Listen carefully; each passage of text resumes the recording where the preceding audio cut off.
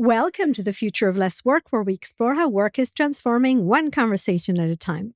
I'm Nirit Cohen, and today's episode unpacks what AI adoption really looks like inside organizations. Because we know it's not just a few tools, some isolated training, and maybe a pilot here and there. We're looking for the shift, the real structural shift that makes a difference in strategy and the bottom line. That's why I wanted to talk to Mary Alice Vuicic, Chief People Officer at Thomson Reuters. She's been leading that shift from the inside across a global workforce and helped shape the company's Future of Professionals report, which lays bare the disconnect between AI ambition and day-to-day reality. Mary Alice, welcome to Future of Less Work. Thank you so much, Nirit. Very excited to talk about our report. Yeah, let's start right there. So this one grabbed my attention, right? There's this clear picture that you actually made, you ran the numbers, right? There's a $19,000 per person productivity opportunity on the table, assuming AI saves us an average of 5 hours a week, which actually sounds pretty conservative to me. But most organizations, you're arguing, aren't capturing even that. Why is that? Yeah, there's definitely a competitive gap today. What we learned from the Future of Professionals report, which surveys our customers in the professional fields from legal, risk professionals, tax, audit, accounting, compliance, over, about 2,300 professionals around the globe. And what we found every year over the past 3 years, there's a growing estimate of how much savings people believe that they can get from AI. Last year it was 4 hours a week. This year it's 5 hours a week. That's about 240 hours a week, or sorry, in a year saved, Yeah. equaling the $19,000 that you mentioned. That equates to about a $32 billion a year savings in the US alone. And as you said, this is a competitive or a conservative estimate. Yeah, because I But mean, any one of us has tried to integrate AI into our work. 5 hours a week is not that much in terms of saving. I mean, I feel I've right, already gone way beyond that. exactly. In But some we know professions, it's it's much. really hard in organizations, right? That Yeah, to make those AI adoptions a real is a hard thing. yeah. There's definitely a gap between the potential and what's being realized. And what came out of the study is that the single biggest difference between AI leaders and laggards is organizations with a clear and stated AI strategy. They're reaping far more benefits. In fact, 3.5 times more AI benefits like productivity, the ones that we normally see, but they're 2 times more likely to already see revenue growth as well as the productivity gains. So let me ask you this. What's a clear AI strategy? Because I'm assuming you don't mean we intend to adopt AI across the board. That's Right. not a clear AI strategy. So what is a clear AI strategy? Exactly. So it's a coordinated enterprise strategy. It's not an ad hoc adoption in an organization. They take an enterprise approach. The leaders set the expectation of how it will be deployed. They prioritize the use cases, and they allow broader adoption of AI across the organization, including upskilling for the workforce. And they also deploy in that strategy where they will apply the savings from AI. So those Uh, productivity savings and the unlocked capacity, there's intentional application of that.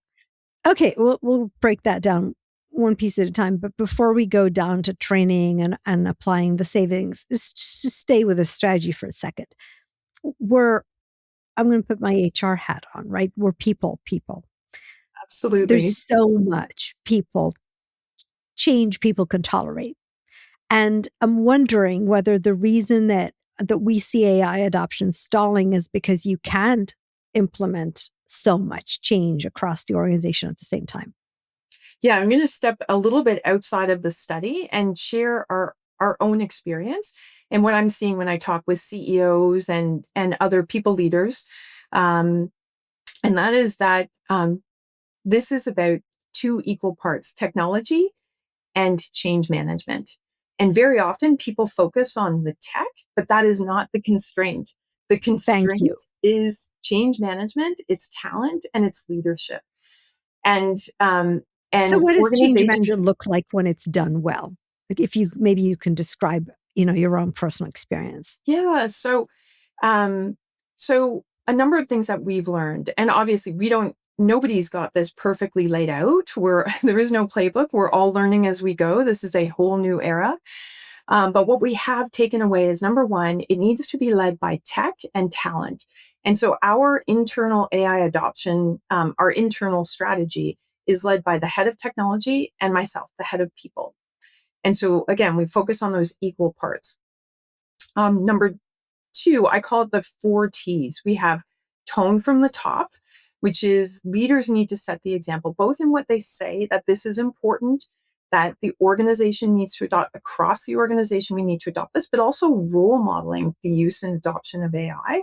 And I can go more into that tone from the top, but we believe that that constant communication about this is important, this is how we're going to approach it. We need all of you to lean in and adopt the tech. This is how I'm using it personally. And this is how we're going to win as an organization, as an AI first organization. The second one is training. This is critical, upskilling. So, allowing people the opportunity to participate in training. And what I find fascinating about this era is that it is the most democratic training environment that we have ever seen. What does that Before mean?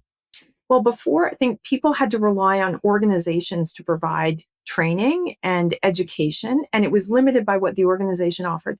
Today, people can access, in most cases, free training and upskilling that's available through a myriad of resources and tools.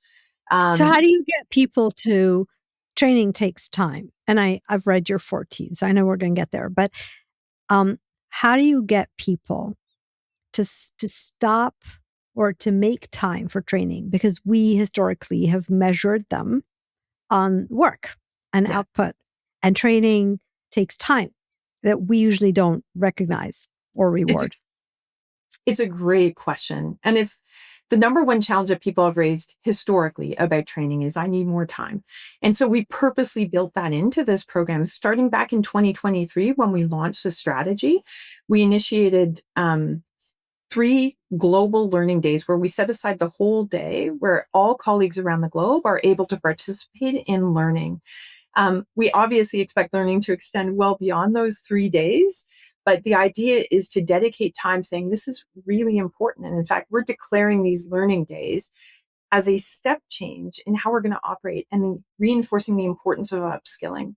And that means importantly, and I know you've talked about this in previous podcasts, but that letting go of how you've been operating today. We create psychological safety so that people have more comfort in being vulnerable, in acknowledging that they might not know how to use AI, they might not have used it before, there might be some fear and anxiety, but we're creating an environment where it's very open and they have colleagues, including we have over 400 um, AI champions who are peers, AI super users, peers within groups across the organization and around the globe who help to provide examples of how to apply it on day-to-day jobs, who people can talk through to get tips and tricks.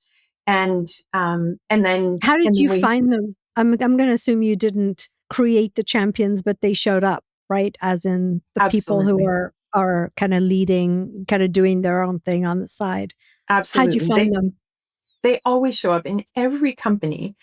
Every organization, you have people who naturally lean in to new tools and new change, who are always upskilling, who want to be the first to try new things, who are adept at helping others and lead the way. And what we do is we work with leaders to help identify who those people are. So they observe them doing this within their teams. And also individuals who self-identify and then are validated by the leader as individuals who are doing this already. And they've been a huge part of our strategy. And so you're formalizing this role as in kind of recognizing the fact that they're spending time on this helping people, that it becomes part of their job, or is it how does that work? Because again, it's It's details, but these are the details of change management. If we don't Yes. spend time thinking how to make sure that these people step up, but they're not completely volunteering, that it's recognized, that nobody's complaining that they're spending time helping people, that it's not their job, it won't happen. Yeah. Yeah. Great question, Nirit. We're tapping into this burning desire for people to stay relevant and to thrive in the AI era. Many companies are talking about, and you see it in all the headlines, this anxiety and fear of job loss and losing relevance. And so we have across our workforce, we've really tapped into that to say that we're committed to giving people the opportunity to use leading edge tools. Everybody. So we've opened up access to tools to all colleagues, um, and and these naturally, there are people who lean in, who are early adopters, and access the tools. We can see usage reporting on tools, and how people are using it. So we can also identify people through that as well, and then learn from their experiences and apply that into how we're bringing the So tools give me forward an and driving example of culture. tools. When you say tools, what do you mean? So I can go into a number of them. We've created a kind of like a sandbox of AI tools. So we have 35, I think the latest count is around 35 language models. We also, and that's a secure workspace where people can access these tools to experiment, to do their job at higher quality, more productively, create idea generation, support idea generation, coding, doing a number of, Okay, so you've given them access to the tools and they get to play around and choose which one they want yeah. to And then we adopt. also have role specific tools. So if you're in sales, one of the tools that we use is Gong. And that Yeah. does summarization. It helps to populate prep for sales calls. In HR, we use Workday, and they have an increasing set of AI tools. We also use our own tools from Thomson Reuters, so CoCounsel, another tool that we use both within HR, although it's designed for lawyers, and tax advisors. Okay, very cool. So somebody obviously had to say, "Wow, that's designed for lawyers, but I can use this and adapt it for my needs in HR." Exactly. So we had a couple people, we would call them AI champions or super users on our team who were curious. And by the way, curiosity is the most important, curiosity, adaptability, the most important skill we're seeing in any role and at any level. And so these people were curious. They're like, I'm curious about the tool we're selling and we're promoting to our customers. And they leaned in. And one example, of removing no joy work. So when we do acquisitions, and we do a number of acquisitions every year, there's an enormous amount of work in HR related to them. We have to compare policies. We have to look at local jurisdictions, the employment regulations. We have to compare them to our policies. We have to compare benefits programs, compensation programs. That's like no joy work, but we have to do it to get through, do the comparisons and pull together, administratively, how are we going to integrate this group of people? The real value in an acquisition is actually the focus on how do we make sure that we're retaining the talent and the critical competitive advantages that this organization brings. And yet, an enormous amount, the bulk of time has historically been spent on those administrative work. With AI, with our tool, so CoCounsel, our team, and this was through solely through the initiative of an individual being curious about what it could do for us. They eliminated 95% of that administrative work, and we got a higher quality output that, in our view, did not overlook, like when humans are looking through lines and lines and lines of information, it's simple to overlook things. So we believe we got a more thorough output in a fraction of the time that enabled people to focus more on the higher value, more strategic aspects of an acquisition. So this leads us back to psychological safety and tone from the top, right? Because some organizations, the way they talk, so they have tone from the top, but the way they talk about it creates fear. Actually says, okay, if you're eliminating 95% of this, you're going to cut, I don't know, 70% of your M&A team. Yeah. Why is that not happening? Yeah. So we've been really thoughtful about this, and I don't think that we've cracked this entirely. I like to learn from what other organizations doing, but I can tell you what's happened here and what we benefited from. Number one, we've been hugely transparent in that tone from the top and the training that we're providing. So transparency is really important. It helps to build trust. If people feel things are happening and they're not aware of it, if leaders don't feel they have input into the direction, then you have a degradation of trust. And we track these things in our sentiment tracking, in our annual surveys. So maintaining trust is super important. Secondly, is empowering people. So we're saying we're giving you training. We're giving you access to leading tools, which many organizations today are not. And back to the Future of Professionals report, I think 2/3 of organizations said they were unaware of professionals, sorry, said they were unaware of their organization's AI strategy. And most of those organizations are not yet giving employees broad access to AI tools. We are. So we're empowering our people. Um, and and we're being clear that in the future, like we're all going to have to work differently. This is going to impact and change every single role in different ways and to different levels. And so if you have to lean in to stay relevant, and and that is up to you. Like we're giving you tools, we're giving you time, we're giving you training. It's up to you now to step up and do this. If you don't, you will lose relevance. And so what we've found is, particularly with top talent, but across the board more broadly, people are really motivated by that. They feel the urgency, like when hesitation and fear and anxiety come up, when people don't feel they have the skills, when they don't know how to proceed, when they don't feel empowered. But we give them those things and we're seeing people leaning in. We now have, I think, over 70, we might be at 75% now, broad adoption. So that's all colleagues. 75% of all colleagues are using AI now on a daily basis. So let's dive a little bit deeper in there. So you said, okay, we created a sandbox. We put in a lot of tools. Some are generic, some are kind of specific. We have people who are just kind of showing up because they're, the 15% that always leads the pack on these innovations.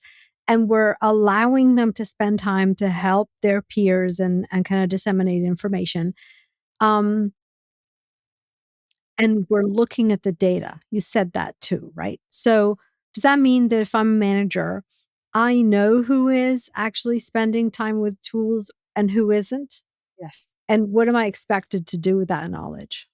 So, number one, you're expected to lean in with curiosity to understand why. Like, learn what you can from the people who are using it on a regular basis and your super users. What is it that they're doing? How are they using it? And why are they comfortable using it? What are the things that are enabling them to use this and get benefits from it? And then seek to understand why some people aren't using it. Make sure that they understand the expectation, number one. Number two, find out if there are reasons why they're not using it and address those if you can. And number three, make it clear that it's not an option anymore. It is a requirement.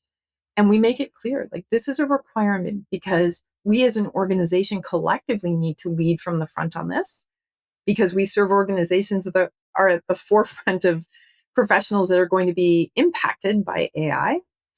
But number two, it's critical for you to stay relevant in your career. And we feel, a responsibility to help people do that. How do you think, or what do you think is the future of professional services given AI? I have to share. So I was consulting with this organization, and and I'm working with AI, right? And I asked myself, could they skip over me? Could they have done this right? Could they have had the conversations with AI that I had? And it makes you realize what's the value of experience and what's the value of relearning critical thinking. And I think it's something we'll figure out at some point. I'm assuming it will change professional services. I think just at this point in time, they still couldn't have asked the right questions or, followed on with the right questions. Yeah, it's already changing professional services in really significant ways. And one of the reasons why we've been so urgent in our own adoption is because we want to help our customers through their transformation and to go in with an open. So number one, that mindset shift, right? And we talk about this a lot with our leaders, that you no longer lead a workforce of people. You lead a workforce of people and technology agents. And so you have to rethink the best way to get work done. And what doors does this now open to new work and new opportunities? And so you have to dramatically rethink how you structure work, right? The traditional organizational structure is dead. You've got to rethink that. I mean, there's so much opportunity here. And what we're trying to do is help both our teams, but also our customers understand. And we're working to help quantify that. Like, what does this mean for opportunities in new business models, in new apprenticeship models, in new business growth, in addition to the productivity that we know is going to come from So, I'm listening to you describe this, and I think maybe because you are professional services, and so your culture is about um, reevaluating how you bring value given this new environment, right? It makes it easier to actually take it into the organization and say every single one of us, even if our services are provided within the organization, we need to be reevaluating how we provide value. And I think that's actually a fabulous platform to work with. I'm asking myself, you know, what does it mean to how kind of the next levels? I wonder if you've looked at barriers to transformation, like org structures, ownership models, as in my employees, my department, my roles and responsibilities, and we're blowing up some of these, but that's a really hard transformation. Yeah, again, this goes back to why it's equal parts technology and change management. Yes. And that's the people stuff. And so a human centric approach is so critical. You have to understand, like, first and foremost, change the mindsets of people so that they can think like this completely changes everything. You get to whiteboard what, how would I redesign an organization today where AI and agents can do these things? What does that free up my highly skilled professionals to do now?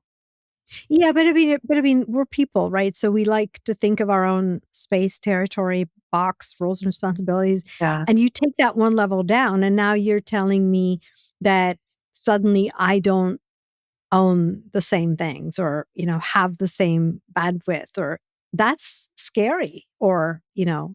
It's very scary. This is where psychological safety comes in. People have to get comfortable letting go. Even myself. I mean, some of the things that I considered part of my great strengths, AI can do them much better for me today now. Isn't that And so, insulting? yeah, it's insulting and a bit exciting when you finally let go, but getting Yeah. people to let go of how they've operated, that's tough. If you've been working in a certain way for decades and you've been recognized for that output based on your expertise and what you've mastered over decades, it can be tough to let go of that. We're trying to provide bridges for people. Most are getting on board, some aren't. What does that Um, mean, provide bridges? And I was thinking about your M&A example. So I managed almost a decade of M&A at Intel and M&A HR at Intel. And if I, accumulated a body of knowledge and a lot of experience, and then comes AI and scraps, I don't know, 50% of what I learned how to do, which is how I got my job, it's actually very difficult to reimagine what happens to all that value that, I used to provide and is suddenly not valuable anymore. yeah, it's funny. Our chief product officer, David Wong, talks about the difference between book smarts and street smarts. And AI doesn't yet have the street smarts. It Yes, has the book smarts. I And that's like that. enormously helpful because a lot of that stuff is stuff people don't enjoy doing. Like our person doing the M&A work was like delighted that this was done in such a short period of time. And they were able to apply their street smarts to look at the output to say, wait a minute, I see a flag here on this, or we need to dig deeper in this. And so that's how we're looking at it. Awesome. Okay. So I'm curious if you're thinking about moving, leadership from pilot programs to full adoption, and if you're actually coaching or maybe your peers, what's the advice you would give them? So here we're already moving to full adoption. And this year, again, we've set a target that all colleagues use AI on a daily basis. And we're providing reports to colleagues and their leaders so that they can understand how they're doing and what they're doing. And then we're moving to more quality metrics. I think advice that we would give, and we included in the Future of Professionals report, is number one, set your AI strategy, a clear AI strategy that looks at how you're going to apply AI in your organization, recognizing that everything is still very fluid and dynamic. And so this should be a flexible strategy, but start by setting one, how you're going to apply it, how you're going to upskill people, and who the leaders are going to be, how you're going to engage your workforce, how you're going to track it, and also how you're going to apply the savings from productivity and the capacity that's going to be created with So AI. show people that once time is freed up, there's something they get to invest it in. What are some quality metrics? Because you mentioned that in passing. Yeah, so some quality metrics would be uh, the kinds of prompts that people are applying, um, the output that people are getting, we can track it to if people are using it for sales prep for sales calls. Did they actually have a successful sales call? Did that result in a sale? Is there a difference between what we're seeing?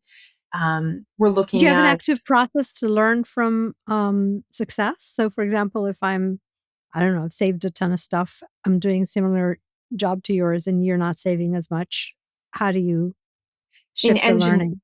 Absolutely. One of the best examples is engineering. So, is the code that people are producing using AI being put into production or not? Yeah, awesome. Okay. All right. So as we wrap up, here's one I'd like you to think about. So what do you think is the question we should all be asking ourselves about the future of work? I love this question. I think, how do we ensure that the future of work is not only more productive, but more human? What does that mean? So, how do we ensure that while we automate and augment work with the use of AI, that we're capturing the contribution that humans are uniquely positioned to make? Yeah. To work, leveraging their creativity, their empathy, their collaboration. Yeah. I love that. And frankly, I call this podcast "The Future of Less Work," not because I believe there's, the less work scenario, but more that we should be doing less of the kind of work that doesn't matter and more of what does, which needs to dive deeper into what is that uniquely human value add that we haven't quite never we didn't need to really understand when we were working hands and thinking minds, and now that we're working hands and thinking minds are getting augmented, it's time to understand what heart means. Exactly. Your podcast is so important right now. We need more people helping organizations and individuals, HR leaders, to understand how to succeed in this era. Awesome. Thank you so much, Mary Alice, for joining me today. For more about Mary Alice and the work at Thomson Reuters, as well as the Future Professionals Report, check out the links in the podcast description. And remember, your best people do not work because they have to, because you're paying them to, because you're measuring them on it. They work because they want to, because by working for you, they're doing what's important to them in life. Till next time.